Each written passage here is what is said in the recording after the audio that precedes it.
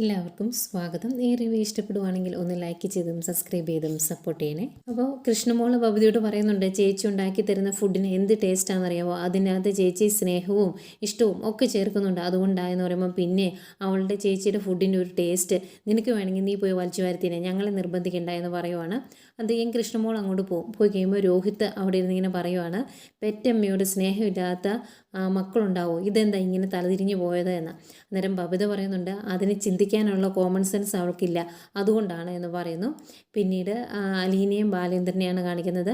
Aleena ബാലേന്ദ്രന് food കൊണ്ട് കൊടുത്തു. അപ്പം സ്പെഷ്യൽ എന്താണെന്ന് ചോദിക്കുമ്പം ചപ്പാത്തിയും ചിക്കൻ കറിയാണ് എന്ന് പറയും. ചിക്കൻ കറി എടുത്ത് മണത്ത് നോക്കിയിട്ട് കുതിപ്പിക്കുന്ന മണം എന്നൊക്കെ ബാലേന്ദ്രൻ പറയുന്നുണ്ട്. ഇങ്ങനെയൊക്കെ പറയുമ്പോഴും അലീനയുടെ മുഖത്ത് ഭയങ്കര വിഷമമാണ്. എന്നിട്ട് ബാലേന്ദ്രൻ ചോദിക്കും, എന്തോ പറയാനുണ്ടല്ലോ, എന്താ കാര്യം എന്ന് ചോദിക്കും. എന്നിട്ട് അലീന പറയുവാണ്, അതെ, ഞാൻ ഈ വീട്ടിലുള്ള എല്ലാവർക്കും ഫുഡ് ഉണ്ടാക്കി വെച്ചു, പക്ഷേ അവരാരും കഴിക്കുന്നില്ല, കൃഷ്ണമോള് മാത്രമേ കഴിച്ചുള്ളൂ എന്ന് പറയുക. എന്നിട്ട് ബാലേന്ദ്രൻ പറയും, അവർക്ക് കഴിക്കാൻ താല്പര്യമില്ലെങ്കിൽ കഴിക്കണ്ട, അവർക്ക് ഭക്ഷണം കിട്ടാഞ്ഞിട്ടല്ലല്ലോ, ഈഗോ കാരണമല്ലേ, അപ്പോൾ കഴിക്കണ്ട എന്ന് പറയും. നേരം അലീന പറയുന്നുണ്ട്, ഭക്ഷണത്തോട് ഇങ്ങനെ ഒരു നിന്ന് കാണിക്കുന്നത് കാണുമ്പം ആകെ വിഷമമാണ്, ഭക്ഷണത്തിൻ്റെ വില അറിഞ്ഞവളാണ് ഞാൻ, അതുകൊണ്ടാണ് ഇങ്ങനെ പറയുന്നത് എന്നൊക്കെ പറയുമ്പം ബാലേന്ദ്രൻ പറയുന്നുണ്ട്, അവർക്ക് വേണമെങ്കിൽ അവരെ കഴിച്ചോളും, വലിയ മാളികയിൽ വില കൂടിയ ഡൈനിങ് ടേബിളിൽ ഭക്ഷണത്തെ വലിച്ചെറിഞ്ഞ പലരെയും ഞാൻ കണ്ടിട്ടുണ്ട്, അവരൊക്കെ പിൽക്കാലത്ത് ഭക്ഷണത്തിന് വേണ്ടി കൊതിക്കുന്നതും ഞാൻ കണ്ടിട്ടുണ്ട്, അതുകൊണ്ട് അവരെ നിർബന്ധിക്കാനൊന്നും പോകണ്ട, അഹങ്കാരം തീരുമ്പോൾ വന്ന് കഴിച്ചോളൂ എന്ന് പറയും. അന്നേരം അലീന ചോദിക്കുന്നുണ്ട്, ബാലേന്ദ്രനോടൊന്ന് പറയാവോ, അവർ ഫുഡ് കഴിക്കാൻ പറയാവോ എന്ന് ചോദിക്കുന്നുണ്ട്. ബാലേന്ദ്രൻ പറയും, അതിൻ്റെ ആവശ്യമില്ല എന്ന്. അലീനയോട് പൊയ്ക്കോളാൻ പറയുന്നു. അലീന ഫുഡ് കഴിച്ചില്ലെങ്കിൽ നീ പോയി ഫുഡ് കഴിക്കുക എന്നും പറയുന്നുണ്ട്. അലീനയ്ക്ക് വിഷമമാട്ടോ അവരെല്ലാം അങ്ങനെ മാറി നിൽക്കുന്നത്. പിന്നീട് അലീനയുടെ പുതിയ ഫോണിൽ നിന്ന് രേവതിക്കുട്ടിയെ വിളിക്കുന്നതാണ് കാണിക്കുന്നത്. അന്നേരം ഈ നമ്പർ ആരുടെയാണ് എന്നൊക്കെ ചോദിക്കും. അന്നേരം ബാലേന്ദ്രൻ സാർ എനിക്കൊരു ഫോണും സിമ്മും മേടിച്ച് തന്നു, ഇതിപ്പോൾ എൻ്റെ സ്വന്തമാണ് എന്ന് പറയുമ്പം രേവതിക്കുട്ടിക്ക് ഭയങ്കര സന്തോഷമാണ്. കാരണം ഇനി അലീന എപ്പോൾ വേണമെങ്കിലും വിളിക്കാമല്ലോ എന്നോർത്ത്. പിന്നെ അന്ന് അവിടെ നടന്ന സംഭവത്തെക്കുറിച്ച് വിശദമായിട്ട് രേവതിക്കുട്ടിയോട് പറഞ്ഞിട്ടില്ലായിരുന്നു, ആ കാര്യങ്ങളൊക്കെ പറയുന്നുണ്ട്. അന്നേരം രേവതിക്കുട്ടി പറയുന്നുണ്ട്, ഇനി ചേച്ചി ഒരു നിമിഷം പോലും അവിടെ നിൽക്കരുത്, ശരിക്കും ഇങ്ങോട്ട് വരുവാ ചെയ്യേണ്ടത്, ഇവിടെ വന്നിട്ടുണ്ടെങ്കിൽ എന്നെ പഠിപ്പിക്കാൻ വിടുന്നുണ്ടല്ലോ, അതുപോലെ ചേച്ചീനെയും പഠിപ്പിക്കാൻ വിട്ടേനെ, ചേച്ചിക്ക് നല്ല ബുദ്ധിയല്ലേ, ചേച്ചിയെ പഠിപ്പിച്ച് ഒരു IAS കാരിയാക്കി അവിടെ ആ പാലയിൽ തന്നെ കളക്ടറായിട്ട് കൊണ്ടിരുത്തിയേനെ, എന്നിട്ട് അവിടുത്തെ ആ വൈജയന്തി ഉണ്ടല്ലോ അവരെ കൊണ്ട് കണക്ക് പറയിപ്പിച്ചേനെ എന്നൊക്കെ പറയുന്നുണ്ട്.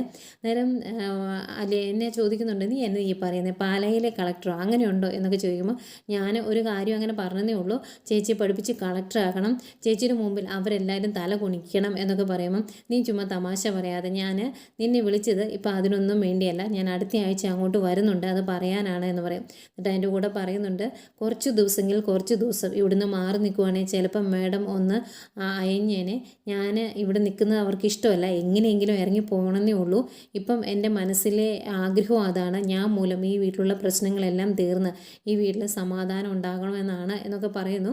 എന്നിട്ട് ഇതെല്ലാം കഴിഞ്ഞ് ഫോം വയ്ക്കുവാണ്, അടുത്ത ആഴ്ച അങ്ങോട്ട് വന്നേക്കാം എന്നും പറയുന്നുണ്ട്. പിന്നെ കാണിക്കുന്നത് രാജീവിനെയാണ്. രാജീവൻ സിംഗപ്പൂരിൽ ഷട്ടിൽ കളിച്ചുകൊണ്ടിരിക്കുകയാണ്. അന്നേരം ശിവൻ വിളിക്കുന്നുണ്ട്, ആദ്യം ഒന്ന് റിങ് അടിച്ച് ഫുള്ള് നിൽക്കും, അന്നേരം എടുക്കുന്നില്ല, പിന്നെ രണ്ടാമത് വിളിക്കുമ്പോഴേക്കും പോയി വന്നെടുക്കും.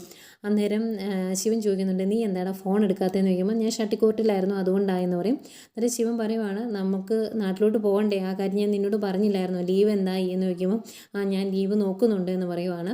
അന്നേരം ശിവൻ പറയുന്നുണ്ട്, നീ ലീവ് എടുത്തിട്ട് എന്നോട് പറയണം, എന്നിട്ട് ഞാൻ എൻ്റെ ലീവ് കൂടെ അഡ്ജസ്റ്റ് ചെയ്യാം, നമുക്ക് ഒരുമിച്ച് നാട്ടിലെത്തണം എന്നൊക്കെ പറയുന്നു. അന്നേരം രാജീവൻ പറയുന്നുണ്ട്, ഞാൻ അവിടുത്തെ എല്ലാ കാര്യങ്ങളും ഒരുവിധം ഒന്ന് റെഡിയാക്കിയതായിരുന്നു, ആ ബാലേന്ദ്രനെ അത് മൊത്തം കുളമാക്കിയത് എന്ന് പറയുക.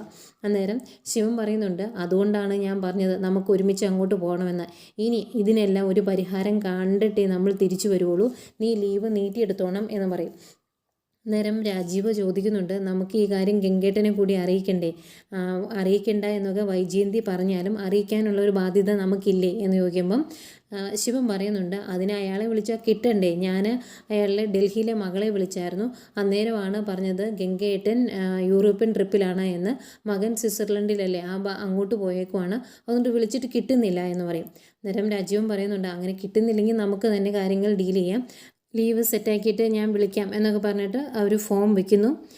അതുപോലെ ഈ സമയം നമ്മുടെ ബാലേന്ദ്രന് ഫുഡൊക്കെ കൊടുത്തു കഴിഞ്ഞ് അലീന റൂമിലിങ്ങനെ പരിങ്ങി നിൽക്കുവാണെങ്കിൽ പോകുന്നില്ല. അന്ന് ഇപ്പോൾ ഒക്കെ കാണുമ്പോൾ തന്നെ ബാലേന്ദ്രൻ അറിയാം എന്തോ പറയാൻ വേണ്ടിയാണ്. അന്നേരം ബാലേന്ദ്രൻ ചോദിക്കും എന്താ പറയാനുള്ളത് പറഞ്ഞു എന്ന് പറയും. അന്നേരം അലീന പറയുവാണ് ഞാൻ എറണാകുളത്ത് പോകുന്ന കാര്യം പറഞ്ഞായിരുന്നല്ലോ, മറ്റന്നാൾ ഞാൻ പൊയ്ക്കോട്ടെ എന്ന് ചോദിക്കും.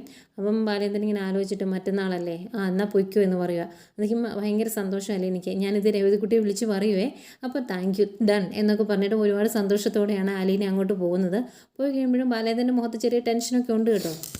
ഏതായാലും ആങ്ങളമാർ പറഞ്ഞ പോലെ തന്നെ രണ്ടുപേരും നാട്ടിലെത്തിയിട്ടുണ്ട്. രണ്ടുപേരും ഒരുമിച്ചാണ് വന്നത്. വണ്ടിക്ക് പൈസയൊക്കെ കൊടുത്ത് അവരകത്തേക്ക് കയറി വരുന്നു. കമലയ്ക്ക് ശിവേട്ടനെ കണ്ടത്തേക്കും ഭയങ്കര സന്തോഷം.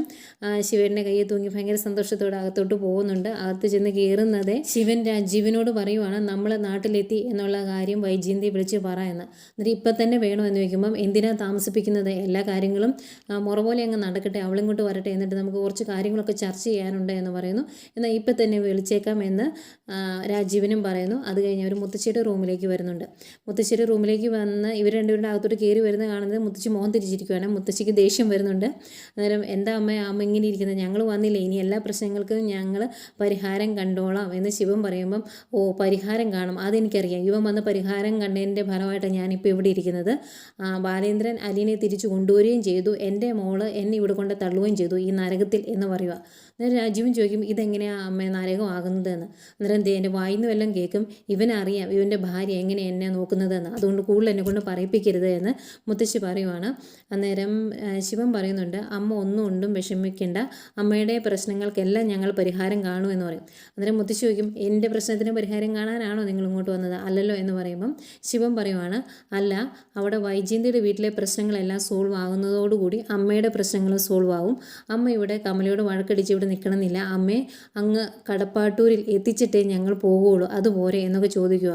അന്നേരം മുത്തശ്ശി പറയുന്നുണ്ട് എന്ത് പരിഹാരം ഉണ്ടാക്കിയാലും കുഴപ്പമൊന്നുമില്ല, നിങ്ങൾ ആ പെങ്കൊച്ചിൻ്റെ ദേഹത്ത് കൈവയ്ക്കുകയോ ഉപദ്രവിക്കുകയോ ഒന്നും ചെയ്തേക്കരുത്, അങ്ങനെയുള്ള ശാപമൊന്നും നിങ്ങളുടെ തലയിൽ വന്ന് വീഴരുത് എന്ന് പറയുമ്പം രാജീവൻ പറയുന്നുണ്ട് അമ്മ അല്ലെങ്കിൽ അവരുടെ സൈഡേ പിടിക്കുകയുള്ളൂ എന്ന്. അന്നേരം മുത്തശ്ശി പറയുന്നുണ്ട് ഞാൻ ആരുടെയും സൈഡ് പിടിച്ചതൊന്നുമല്ല, ഒന്നുമല്ലെങ്കിൽ ഞാനിപ്പം ജീവിച്ചിരിക്കുന്നത് അലീന ഉള്ളതുകൊണ്ടാണ്, അതുകൊണ്ട് തന്നെ ആ നന്ദി കാണിക്കണമല്ലോ, തല മാറുന്ന എണ്ണ തേക്കരുത് എന്നൊരു പഴഞ്ചൊല്ലുണ്ട്, അതുകൊണ്ട് അതിനെ ഉപദ്രവിക്കാനൊന്നും നിന്നേക്കരുത്, ഇലയ്ക്കും മുള്ളിനും കേടില്ലാത്ത രീതിയിൽ കാര്യങ്ങൾ പരിഹരിക്കണം, അല്ലാതെ ഇവൻ കാണിച്ചതുപോലെ കാണിച്ചിട്ടുണ്ടെങ്കിൽ ബാലേന്ദ്രൻ അവിടെ വെറുതെ ഇരിക്കുകയില്ല, ബാലേന്ദ്രൻ്റെ സ്വഭാവം നിനക്കും അറിയാവുന്നതല്ലേ എന്നൊക്കെ പറഞ്ഞ് ശിവനെ കാര്യങ്ങളൊക്കെ പറഞ്ഞ് മനസ്സിലാക്കുന്നു. ശിവൻ പറയുന്നുണ്ട് നോക്കട്ടെ, എല്ലാ കാര്യങ്ങൾക്കും പരിഹാരം കണ്ടിട്ടേ ഞങ്ങൾ പോകുകയുള്ളൂ എന്നൊക്കെ പറഞ്ഞിട്ട് മുത്തശ്ശിനെ സമാധാനിപ്പിച്ചിട്ട് അവർ പുറത്തേക്ക് പോരുവാണ്. അപ്പോഴത്തേക്കും വൈജയന്തി ഓടിപ്പിടിച്ച് വീട്ടിലോട്ട് വരും കേട്ടോ. അന്നേരം രാജീവൻ പുറത്ത് നിൽപ്പുണ്ടായിരുന്നു. അന്നേരം ശിവേട്ടൻ എന്ത് ചെയ്യുന്നു ചോദിക്കുന്നു, അകത്തുണ്ട്, നീ വാ നമുക്ക് കാര്യങ്ങളൊക്കെ ഒന്ന് സംസാരിക്കാമെന്ന് പറയുന്നു. അങ്ങനെ അവർ ഒരു ഡൈനിങ് ടേബിളിൻ്റെ ചുറ്റുമിരുന്ന് സംസാരിക്കുകയാണ്. അന്നത്തേക്കും കമല ചായയും കൊണ്ട് കൊടുക്കും, ചർച്ചയ്ക്കൊരു ഊർജ്ജം വേണമല്ലോ. ഏതായാലും ചായ കുടിച്ച് അവർ കാര്യങ്ങളൊക്കെ സംസാരിക്കുന്നു. അന്നേരം ശിവേട്ടൻ പറയുന്നുണ്ട് ഇനിയിപ്പോൾ എന്തൊക്കെ സംഭവിച്ചാലും നമ്മൾ അലീനയെ ആ വീട്ടിൽ നിന്ന് ഇറക്കും, അതിന് യാതൊരു സംശയവും കാണില്ല, അങ്ങനെ ഒരു പരിഹാരം കണ്ടിട്ടേ ഞങ്ങൾ ഇവിടുന്ന് പോകുകയുള്ളൂ എന്ന് പറയുക. എന്നിട്ട് അതിൻ്റെ കൂടെ ശിവൻ പറയുന്നുണ്ട് ആദ്യമേ ബാലേന്ദ്രനോട് സംസാരിക്കണം, എന്നിട്ട് വേണം ബാക്കി കാര്യങ്ങളിലേക്ക് കിടക്കാൻ എന്ന് പറയുമ്പോൾ രാജീവൻ പറയുന്നുണ്ട് എന്ത് സംസാരിക്കാൻ, അവിടെ ചെന്ന് അവളെ കാലെ പിടിച്ച് വലിച്ച് ഗേറ്റിന് പുറത്തേക്ക് കൊണ്ട് തള്ളുക ചെയ്യേണ്ടത് എന്ന് പറയുമ്പം ശിവൻ പറയുന്നുണ്ട് എടാ നീ ഒരുപാട് ആവേശം കാണിക്കില്ലേ, കാര്യങ്ങളൊക്കെ ആലോചിച്ച് വേണം ചെയ്യാൻ എന്ന് പറയും. അന്നേരം വൈജയന്തി പറയുന്നുണ്ട് എന്ത് ചെയ്താലും വേണ്ടില്ല, അവളെ ആ വീട്ടിൽ നിന്ന് പുറത്താക്കണം, അത് ബലം പ്രയോഗിച്ചിട്ടാണെങ്കിൽ ബലം പ്രയോഗിച്ചിട്ട് അതിന് യാതൊരു കുഴപ്പമില്ല എന്ന് പറയും. അന്നേരം ശിവൻ പറയുന്നുണ്ട് ബലം പ്രയോഗിച്ച് നടത്താൻ നമുക്ക് വേണമെങ്കിൽ ചെയ്യാം, അതിന് വലിയ ബുദ്ധിമുട്ടൊന്നും കാണില്ല, പക്ഷെ അങ്ങനെ ചെയ്യുമ്പം നിൻ്റെ കുടുംബജീവിതമാണ് പ്രശ്നത്തിലാകുന്നത് എന്ന് പറയുവേ. അന്നേരം വൈജയന്തി പറയുവാണ് അങ്ങനെ ഉണ്ടായാലും എനിക്ക് കുഴപ്പമൊന്നുമില്ല, ഇനിയുള്ള ആയുഷ്കാലം മൊത്തം അങ്ങേര് മുഖം വീർപ്പിച്ച് നടന്നാലും എനിക്ക് ഒരു പ്രശ്നവുമില്ല, അവളെ ആ വീട്ടിൽ നിന്ന് ഇറക്കി കിട്ടിയാൽ മതി എന്ന് പറയുന്നു. അന്നേരം രാജീവൻ പറയുന്നുണ്ട് ഞാൻ ചാത്തമംഗലത്തുള്ള അവരുടെ ബന്ധുക്കളെ രണ്ടുപേരെ അവർ നാട്ടിലുണ്ട്, അവരോടുകൂടെ വരാൻ പറഞ്ഞിട്ടുണ്ട് എന്ന്. അന്നേരം കമല പറയും ഞാൻ എൻ്റെ അനിയൻ്റെ മകനോടുകൂടെ വരാൻ പറഞ്ഞിട്ടുണ്ട് എന്ന് കമലയും പറയും. എന്നിട്ട് അതിൻ്റെ കൂടെ കമല ചോദിക്കുക ഇത്രയും പേര് മതിയോ, ഇനി പഞ്ചായത്ത് പ്രസിഡൻറ്റ് മെമ്പർ അങ്ങനെ ആരെങ്കിലും കൂടെ വേണോ എന്നൊക്കെ ചോദിക്കുന്നുണ്ട്. അന്നേരം രാജീവൻ പറയുവാണ് ശരിക്കും നമ്മളെല്ലാവരോടും അങ്ങോട്ട് ചെല്ലുമ്പം അങ്ങേരെ ഒന്ന് പതറണം, അതുപോലെ തന്നെ നിക്കക്കള്ളി ഇല്ലാതാകണം ബാലേന്ദ്രന്, ആ ഒരു സിറ്റുവേഷനിൽ ബാലേന്ദ്രനെ നമുക്ക് മര്യാദ പഠിപ്പിക്കാൻ പറ്റുള്ളൂ എന്നൊക്കെ പറയുന്നു. അന്നേരവും വൈജയന്തി പറയുന്നു പറയുന്നുണ്ട്, എന്ത് ചെയ്തിട്ടാണെങ്കിലും വേണ്ടില്ല, അവളെ അവിടെ നിന്ന് ഇറക്കണം, ആ ഒരൊറ്റ കാര്യം മാത്രമേ എൻ്റെ മനസ്സിലുള്ളൂ എന്ന് പറഞ്ഞിരിക്കുന്ന വൈജയന്തിയെ കാണിച്ചുകൊണ്ടാണ് ഇന്നത്തെ എപ്പിസോഡ് അവസാനിക്കുന്നത്.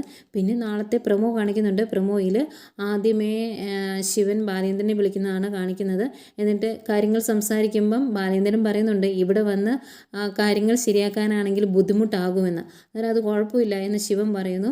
പിന്നെ അവിടുന്ന് ചർച്ചകളെല്ലാം കഴിഞ്ഞ് ഇങ്ങോട്ട് വരുന്ന വൈജയന്തി അലീനയോട് പറയുന്നുണ്ട്, നാളെ എൻ്റെ ആങ്ങളമാരടക്കം കുറേ ബന്ധുക്കൾ ഇങ്ങോട്ട് വരുന്നുണ്ട്, നിന്നെ ഇവിടുന്ന് ചവിട്ടി പുറത്താക്കാൻ, അവരത് സാധിച്ചിട്ടേ പോകുള്ളൂ എന്നൊക്കെ പറയുന്നുണ്ട്. ആകെ വിഷമത്തിൽ നിൽക്കുവാണ് അലീന. കൃഷ്ണമോൾക്കും സങ്കടമാകുന്നുണ്ട്. ഏതായാലും ഇത് കഴിഞ്ഞ് ഈ കാര്യങ്ങളെല്ലാം അലീന രേവതിക്കുട്ടിയോട് വിളിച്ച് പറയുന്നുണ്ട്. അന്നേരം രേവതിക്കുട്ടിക്ക് ആകെ ടെൻഷനാണ്. അവർ വന്ന് ചേച്ചി ഉപദ്രവിക്കുമോ, ചേച്ചി ഇനി അവിടെ നിൽക്കണ്ട എന്നൊക്കെ പറയുന്നു. ഏതായാലും ഈ കാര്യങ്ങളെല്ലാം അലീന വന്ന് ബാലേന്ദ്രനോട് പറയുന്നുണ്ട്. അന്നേരം ബാലേന്ദ്രൻ പറയുന്നുണ്ട്, നിന്നെ ഇവിടുന്ന് തുരുത്തുക എന്നുള്ളതാണ് അവരുടെ മെയിൻ ഉദ്ദേശം, അതെന്താകും എന്ന് നമുക്ക് നോക്കാമെന്ന്. പിന്നെ കാണിക്കുന്നത് പിറ്റേ ദിവസം എല്ലാവരും പടയ്ക്ക് ഒരുങ്ങി റെഡിയായി. അവിടുന്ന് ഇറങ്ങുന്നതിന് മുമ്പ് ബാലേന്ദ്രനെ വിളിച്ച് പറയുന്നുണ്ട്, ഞങ്ങൾ അങ്ങോട്ട് വരികയും ചെയ്യും, അലീനെ ആ വീട്ടിൽ നിന്ന് ഇറക്കി വിടുകയും ചെയ്യും, എന്നിട്ടേ ഞങ്ങൾ തിരിച്ചു വരുവുള്ളൂ എന്ന്. അങ്ങനെ വെല്ലുവിളിയുമായിട്ട് അവിടെ നിന്ന് ഇറങ്ങാൻ തുടങ്ങുന്നു. ഇതെല്ലാം കേട്ട് ഇത്തിരി ദേഷ്യത്തിലിരിക്കുന്ന ബാലേന്ദ്രനെ കാണിക്കുന്നുണ്ട്. ഇങ്ങോട്ട് വന്ന് എല്ലാണോ അടിയും മേടിച്ചുകൊണ്ട് തിരിച്ചു പോകും. ഇതൊക്കെയാണ് ഇന്നത്തെ എപ്പിസോഡിൽ കാണിച്ചത്.